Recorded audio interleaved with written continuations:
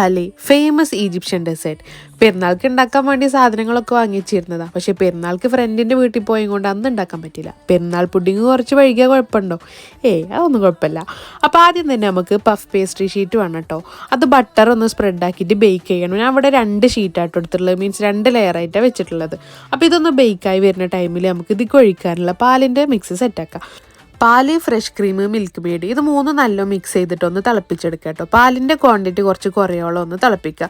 ഇനി ബേക്കായി വന്ന puff sheet ഒരു ഫോർക്കും കൊണ്ട് ജസ്റ്റ് ഇങ്ങനെ കുത്തിയിട്ട് കട്ട് ചെയ്യുക. അതിൻ്റെ മുകളിൽ നമുക്ക് ഇഷ്ടമുള്ള നട്ട്സൊക്കെ ഇട്ട് കൊടുക്കുക. കൂടുതൽ നട്ട്സ് ഇട്ടാൽ അത്രയും ടേസ്റ്റ്. പിന്നെ വേണമെങ്കിൽ കുറച്ച് സിന്നമൺ പൗഡർ ഒന്നിങ്ങനെ സ്പ്രിങ്കിൾ ചെയ്ത് കൊടുക്കുക. പിന്നെ നമുക്ക് പാലിൻ്റെ മിക്സ് ഒഴിക്കുക.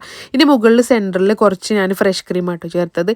ഇനി കുറച്ചുകൂടി നട്ട്സ് ഇട്ടിട്ട് 15 മിനിറ്റ് ബേക്ക് ചെയ്യുക. പിന്നെ കഴിക്കാൻ നേരത്ത് പിന്നെയും കൂടുതൽ നട്ട്സ് ആഡ് ചെയ്യുക. ചൂടോടെ കഴിക്കാനാണ് ഏറ്റവും ടേസ്റ്റ്. പിന്നെ നമുക്ക് ഷീറ്റിന് പകരം ബ്രെഡ് കൊണ്ടും ചെയ്യാം കേട്ടോ. അപ്പോഴും നല്ല ടേസ്റ്റാണ്.